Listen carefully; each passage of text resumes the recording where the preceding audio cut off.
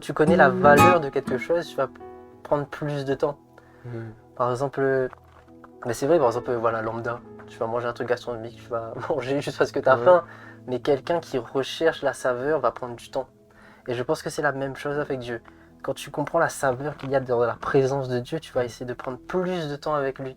Parce que goûter quelque chose rapidement ne permet pas d'avoir toutes les saveurs en bouche. Ouais. Et quand tu es avec Dieu, prendre son temps permet de goûter à tout ce qu'il a à nous donner. Mhm. Et c'est ça qui est extraordinaire, je Mhm. pense. Et puis aussi, plus notre palais est aiguisé, plus on va savoir, en gros, ce qu'a fait le chef. C'est-à-dire que quand tu vas goûter, tu vas reconnaître certains aliments. Par exemple, tu vas goûter, tu vas dire, ah, ça c'est du bœuf Black Angus. Le chef ne s'est pas moqué de moi. Il m'a respecté. Il donne de la nourriture de On m'a donné qualité. quelque chose de qualité. C'est ça. Et je pense que, par exemple, pour revenir sur le fait que plus on est proche de Dieu, et plus il va nous donner de la qualité. Parce que, en fait, quand c'est quelqu'un qui ne connaît pas un steak normal, en gros, la saveur pour lui, ce sera bon. Mais de plus en plus, il va goûter. Si on regarde bien, comme tu dis, c'est qu'on recherche toujours une saveur qui devient meilleure. En gros, au bout d'un moment, le steak normal, il n'y a plus de goût. Tu trouves ça fade, donc tu essaies de rajouter de la sauce ou autre. Mais dès le moment où tu passes à une nouvelle nourriture, une nouvelle viande, tu fais waouh, je découvre quelque chose de nouveau. Et ça, je trouve que c'est incroyable avec Dieu parce que plus on a d'expérience avec lui, et plus on va rechercher encore la présence de Dieu. Plus on va rechercher encore des expériences extraordinaires. Parce que comme un enfant a besoin juste de lait, pour lui, ça lui convient. Mais quand il va commencer à goûter de la nourriture solide, même petit Aoul, lui va manger de la nourriture solide. Et je trouve que c'est ça qui est incroyable avec Dieu, c'est que plus tu as d'expérience avec lui et plus tu veux des expériences avec lui. Amen, amen. Oui, ça plus, comme tu dis, plus tu as de l'expérience avec Dieu, plus aussi tu vas pouvoir recevoir de la qualité. Parce que Dieu désire nous donner, mais tu es en capacité de le recevoir tout de suite. C'est ça. Par exemple, en parlant de maturité, je pense que plus on expérimente Dieu, plus on comprend, on ne plus a plus pour certaines situations. C'est-à-dire que, comment expliquer? On peut avoir une situation arrivée où on perd un emploi, et là on dit, ben, papa, est-ce que tu es avec moi? Est-ce que tu es avec moi ou qu'est-ce qui se passe? Pour autant, je jeûne, je prie. Mais cependant, cet emploi, comme Kevin me disait, cet emploi peut te faire perdre du temps. Tu peux prendre tout ton temps avec Dieu, où cet emploi n'était pas la volonté de Dieu pour toi, où Dieu avait meilleur pour toi, où il y avait un danger.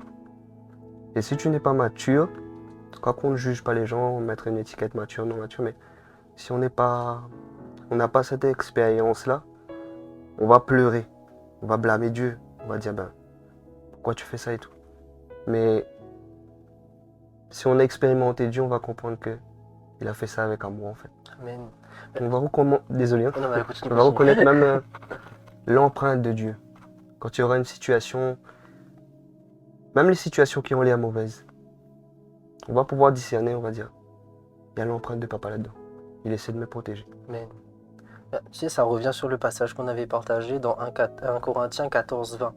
Frères, ne soyez pas des enfants sous le rapport du jugement, mais pour la malice, soyez des enfants. À l'égard du jugement, soyez des hommes faits. Et du coup, dans Parole de vie, ça dit, en fait, réfléchissez comme un adulte. Et je pense que ça revient là. En tant qu'enfant, une situation difficile, on va pleurer.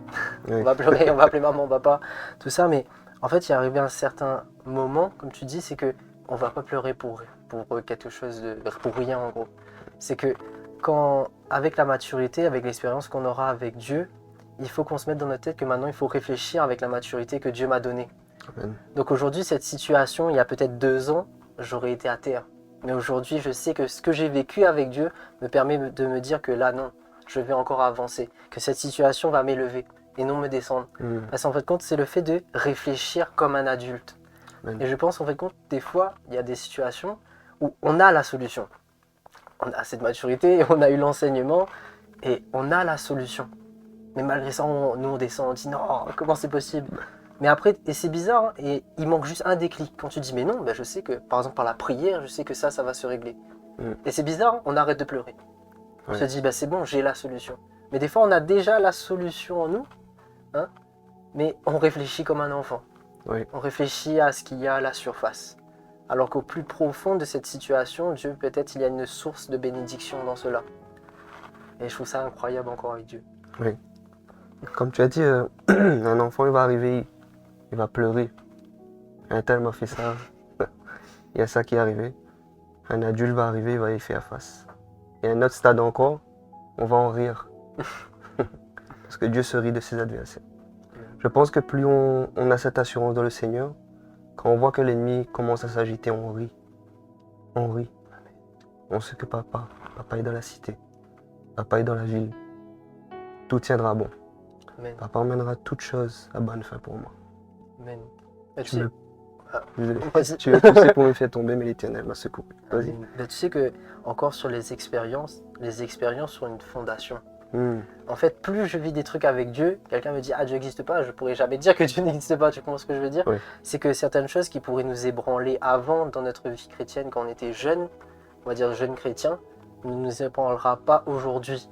Pourquoi? Parce qu'on a vivre tellement de relations avec Dieu, vivre tellement d'expériences avec Dieu permet de créer une fondation solide. Au bout d'un moment, quelqu'un peut te dire quelque chose, mais tu te dis non, c'est faux. Parce qu'avec Dieu, j'ai vécu cela et je sais que cela est vrai. Je sais que la puissance de Dieu a été là. Par exemple, moi, c'est un truc tout bête, j'avais parlé dans une des émissions, c'était au niveau du code. Première fois, j'ai fait « Ah, super confiant, je vais gagner ». J'ai raté. Genre vraiment, je ne l'ai pas eu. Oui. Et la deuxième fois, je suis parti et en fait, je suis tombé sur des questions que je ne connaissais absolument pas. Et à ce moment-là, j'ai prié. J'ai prié et j'ai dit « Seigneur, bah, là, il faut que tu m'aides ». Et en sortant, j'ai dit « Seigneur, j'ai fait ma part. Mais maintenant, voilà, je te laisse faire la tienne ». Et l'après-midi, j'ai eu mon code. Alors que je pensais que j'allais pas l'avoir au final. Mais en mettant ce projet-là dans la main de Dieu, j'ai réussi. Donc, c'est impossible que quelqu'un me dise « Oui, si je mets dans les mains de Dieu, des fois ça va pas arriver et tout. » Non, non, non, non, non. C'est écrit dans la parole. Mets tes projets entre les mains de Dieu et tes projets réussiront. Mais après, il faut toujours faire sa part aussi, de son côté. Mais que, en fait, quand tu vis ça, il y a beaucoup de choses que, par exemple dans mes études, dans mes évaluations, souvent ça arrive, je fais mes évaluations à la maison et je prie. Je dis Seigneur, c'est compliqué. Mais je fais ma part, mais je sais que tu vas faire la tienne. J'ai fait 50%, mais je sais que tu vas faire le reste du travail et je compte sur toi. Et c'est les expériences que j'ai vécues avec Dieu, même si voilà, je suis encore très jeune, hein, j'ai 22 ans, ça va, mais qui permettent aujourd'hui de me dire que je sais qu'il y a beaucoup de choses qui peuvent se régler par la prière. Je sais qu'il y a beaucoup de projets dans ma vie que si je mets dans les mains de Dieu, je sais que ces projets réussiront. Parce que j'ai vécu certaines choses qui m'ont permis de croire en cela et avoir cette foi-là en Dieu. Je rebondis juste sur ce que tu as dit, le fait que la deuxième fois, tu as demandé de l'aide à Dieu. Je pense que tu as agi là en adulte. Parce que je pense que réfléchir en adulte, c'est savoir aussi demander de l'aide. Et tu as mis en pratique aussi un verset qui dit « L'humilité précède la gloire ». Et je crois que l'humilité, c'est reconnaître d'avoir besoin de papa. Amen. Je pense que c'est ça aussi. Savoir prendre des décisions d'adulte. Au bon moment. C'est ça.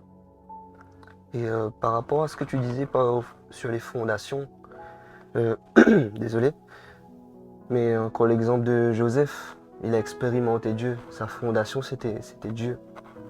Et le meilleur exemple, c'est Job. Encore une fois, il a dit « J'avais entendu parler de toi, mais maintenant mes yeux t'ont vu. » C'est-à-dire que comme tu dis, on peut te parler de Dieu, mais l'expérimenter, ça bâtit ta foi. L'expérimenter te fait te tenir debout, prendre position pour Dieu. Je sais qu'il est vivant. Les trois personnages de la Bible, Meshach, Shadrach et Abednego, ils ont pris position pour Dieu.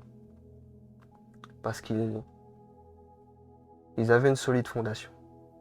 C'est-à-dire que il y a le feu, ok. Ils veulent nous tuer, ok. Mais mon Dieu est là. Mon Dieu est plus grand que le feu. Amen. Tu sais, tu parles de position, le fait de savoir se positionner avec Dieu. Je pense que c'est quelque chose d'important, de ne pas être vacillant dans ce qu'on fait avec Dieu. C'est aussi, je pense, dans le côté adulte. Un adulte, par exemple, dans son travail, il sait « Allez, je suis professionnel ». Tu vois, il sait se positionner, par exemple, j'ai tant de dépenses à faire, etc. Un enfant va être un peu plus il va essayer les choses. Voilà, bah après, ça fait partie de la croissance, mais le fait d'être bien positionné avec Dieu. Ben, je pense que dès le moment où tu es bien positionné avec Dieu, ça, on va dire, ça crée l'atmosphère, ça crée l'environnement pour prendre de bonnes décisions. Et je pense que la prise de position, comme tu dis, c'est dans l'expérience avec Dieu. Comme par exemple ces 3 hommes de Dieu qui disaient que malgré ça, dans le feu, mon Dieu est là. Leur prise de position ont fait que le feu n'avait aucun effet sur eux, parce que Dieu était là. Ouais. Tu vois, et du coup, je pense que c'est important de comprendre certaines choses. Allons prendre position avec Dieu. Allons réellement prendre position. Allons pas être... Tu sais que c'est écrit dans la parole, Dieu ne veut pas quelqu'un de tiède. Tu vois, il ne faut pas qu'il ait un pied dans le monde et un peu avec lui. Soyons positionnés avec lui. Ne soyons pas entre deux. Soyons directement positionnés avec lui. Et je crois, parce que c'est écrit dans la parole, nous sommes co-héritiers de Jésus et héritiers du coup de Dieu. Soyons positionnés comme un enfant de Dieu. Amen. Amen, amen. Et dans toutes ces personnes qui ont pris position pour Dieu, ils n'ont pas été confondus. Parce que Dieu honore. Amen. Honore la foi et honore celui qui l'honore. Et quand tu parles de position, j'entends par là aussi connaître son identité. Savoir qui nous sommes en Dieu. Amen. Si donc je sais que je suis béni, j'agis en étant béni. Il y a un pasteur qui disait, le jour de l'an, il disait de proclamer, de dire à chaque mois, je suis béni. Mois de mars, je suis béni. Et là, tu entres dans le mois de mars comme étant béni. Que le monde sache que je suis béni. J'agis comme quelqu'un étant béni. La parole de Dieu dit que je suis un roi. Je vais marcher comme un roi. La parole de Dieu dit que je suis riche. Alors je suis riche. Je suis riche. J'arrive ici en étant riche. Amen. Papa va me donner la sagesse, tout ça. Et voilà. Je pense que dans la prise de position, il y a aussi connaître son identité. Si donc tu connais ton identité, tu prends position pour Dieu aussi. Parce que je pense que les trois personnages de la Bible, ils ont pris position parce qu'ils connaissaient leur Dieu, mais ils savaient aussi, je pense, c'est pas écrit, mais je pense qu'ils savaient aussi ce que Dieu disait d'eux, l'intérêt que Dieu les portait. Il est écrit, Dieu ne permettra pas que mon corps voie la corruption. L'Éternel est mon berger, je ne manquerai de rien. Si quelqu'un peut affirmer cela, je ne manquerai de rien, c'est qu'il sait ce que Dieu a dit de lui. C'est qu'il sait que l'amour de Dieu est vrai. Daniel, Abraham, il avait tellement expérimenté Dieu, Dieu l'appelait son ami, mais il disait à Dieu aussi, loin de toi d'agir comme ça. Il connaissait son Dieu. Amen. Tu vois? Tu sais que, par exemple, je parlais de ça, moi ça revient sur le fait de valeur aux yeux de Dieu. De son identité, c'est de comprendre la valeur que nous avons aux yeux de Dieu. Un jour, j'avais parlé de ça sur l'identité avec Dieu et en fait, compte, j'étais dans cette optique-là où j'ai dit que des fois, on se voit comme ça, on se voit dans un miroir. On se voit en fonction des personnes. Telle personne m'a dit que j'étais comme ça. Mais comment Dieu nous voit? Et je pense que dès le moment où on voit comment, au travers des yeux de Dieu, notre vie, on se dit, mais en fait, comment Dieu peut nous aimer avec cet amour inconditionnel? Sachant qu'en fait, Dieu connaît le présent, mais il connaît également le futur. Et en fait, dès le moment où tu comprends que tu as la valeur aux yeux de Dieu, par exemple, je crois que c'était un passage dans la parole, on avait parlé un jour avec Kevin, c'était que Dieu donnait, ce qui veut dire l'herbe et tout, aux oiseaux. À quelle bonne raison il n'habillerait pas ses enfants? Et c'est la prise de conscience que nous avons de la valeur aux yeux de Dieu. Amen. Et quand nous savons réellement cette valeur que nous avons de Dieu, nous pouvons être inébranlables, je pense. Parce que je peux avancer dans une situation difficile et les gens peuvent me dire beaucoup de choses méchantes, me critiquer, mais je dis, mais je sais qui je suis au travers de mon Dieu. Je sais qu'il me voit différemment de comment vous me voyez. Parce que je me vois au travers des yeux de Dieu. Je peux me voir comme cet enfant qui a besoin de son père, qui est auprès de lui, qui, quel que soit le souci, je peux aller le voir. Et je sais que, étant donné que je suis son enfant, il va me donner cette solution. Amen.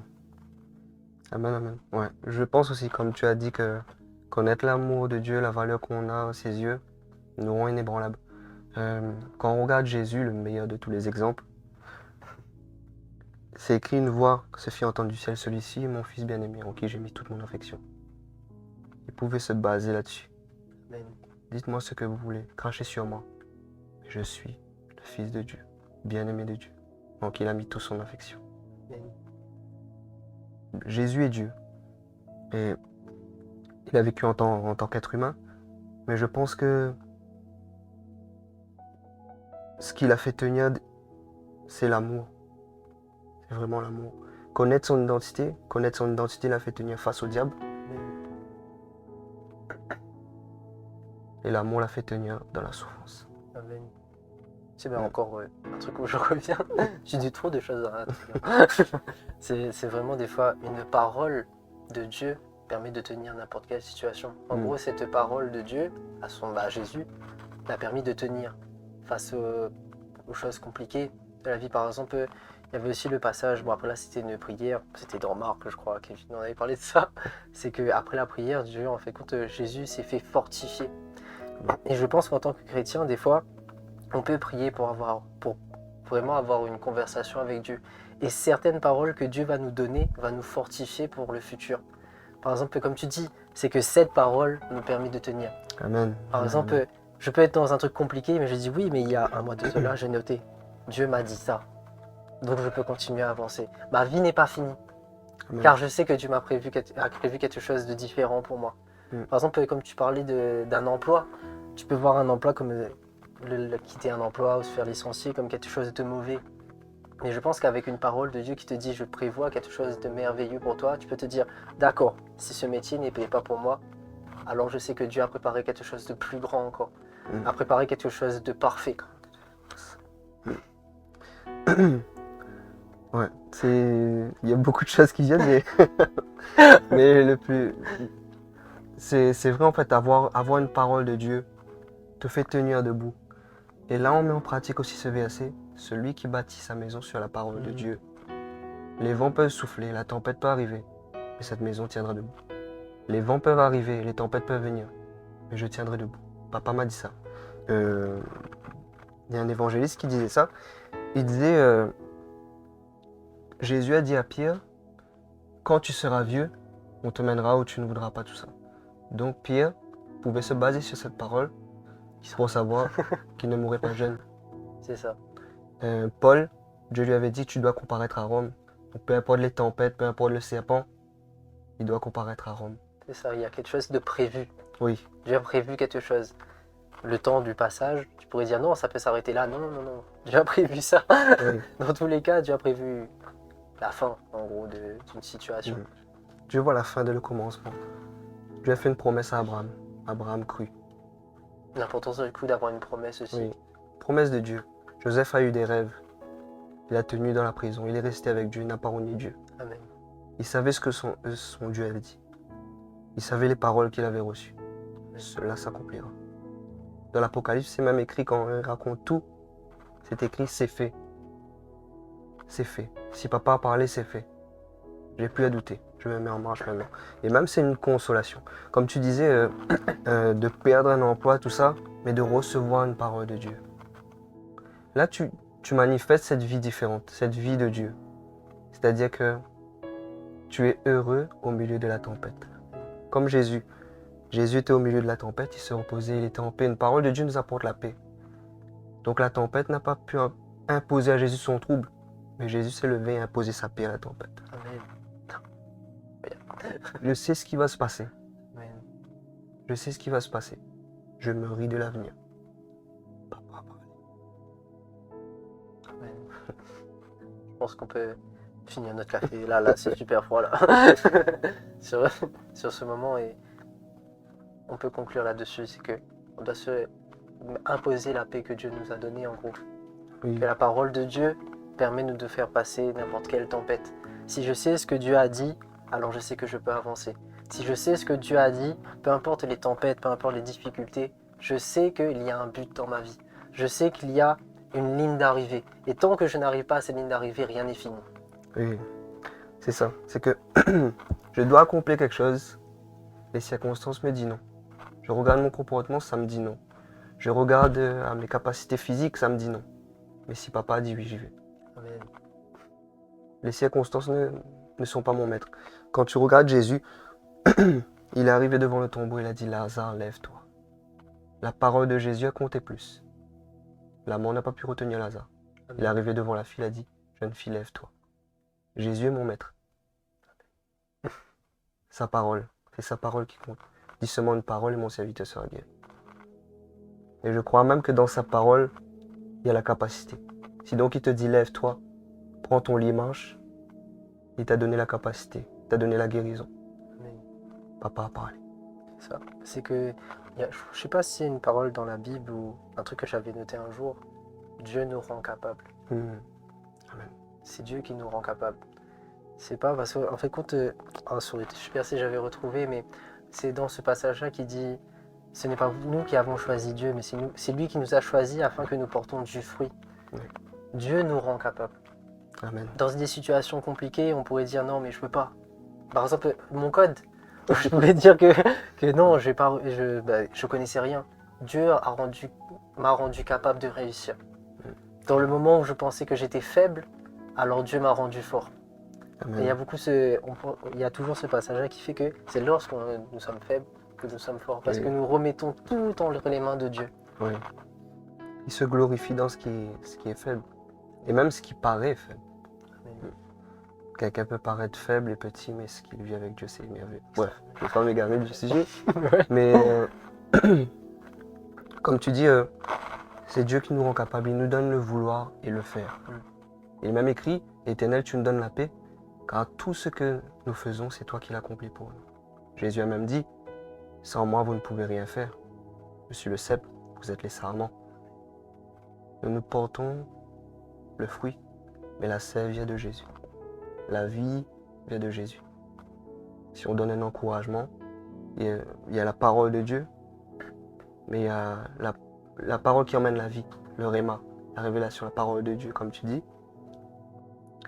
Lorsqu'on donne un encouragement, c'est papa qui encourage. Amen. Sa vie est là pour relever la personne. Il peut dire à la personne, lève-toi. Et la capacité de se lever vient. Parce que c'est papa qui a parlé. Comme tu dis, c'est lui qui nous rend capable. Quand tu regardes Gédéon ne voulait même pas. Il a dit le plus petit. Il avait pu aller demander même 3 signes. Enfin, 2 signes, il fallait même qu'il entende l'ennemi parler de lui. Et papa l'a rendu capable. Amen. Jonas ne voulait pas faire la volonté de Dieu, mais voilà. Papa est celui qui rend capable. Amen. Du coup, comment conclure cela? Ben, Je laisse la parole de conclusion. Vas-y. je dirais que peu importe ce par quoi on passe, peu importe les défis auxquels on fait face en fait, papa est celui qui va nous rendre capables, qui va te rendre capable, qui va faire de toi un modèle pour ta génération. Il est celui qui croit en toi lorsque personne ne le fait. Il est le fidèle ami qui reste là lorsque tout le monde te rejette. Il reste là et croit en toi. Si je peux juste raconter quelque chose, Oui. quelqu'un a dit un jour que il a imagé ce que le merveilleux glorieux Saint-Esprit fait en nous. Il a dit que c'est comme un milliardaire, le plus grand de tous les milliardaires. Il arrive dans une campagne et il achète une vieille grange. Et tout le monde le regarde, les millionnaires, tout ça le regarde et dit pourquoi tu fais ça, gaspille pas ton argent et tout. Et lui, il prend le temps de rénover cette grange que personne ne veut. C'était là depuis avant, personne ne veut. Il prend le temps de rénover, peu importe son état. Et quand il a fini de rénover, tout le monde veut l'acheter. Mais celui qui a cru en toi, c'est le merveilleux glorieux Saint-Esprit. Celui qui t'a bâti, c'est le merveilleux glorieux Saint-Esprit. Quand tu étais par terre, dans la boue, lorsque tu décevais peut-être même ton entourage, papa a cru en toi, il croit en toi. Donc papa est celui qui bâtit ta vie, qui bâtit tout, qui te rend capable. Il est celui qui veut faire de ta vie un chef-d'œuvre. Il se soucie de toi, il a égard à ta vie. Tu n'es pas n'importe qui pour Dieu. Jésus est venu, il a donné sa vie. Si donc il est venu et qu'il a donné sa vie pour toi, c'est que tu as une valeur inestimable. Donc sois encouragé, que papa puisse donner à chacun une parole qui va vous fortifier. Élie était découragé, mais cependant, l'ange du Seigneur lui a dit, mange ces gâteaux qu'il avait préparés et bois, car le voyage est long. Puisqu'il a mangé, il a pu tenir. Donc, qu'une parole de papa puisse vous être parlée. On va les garder, quoi.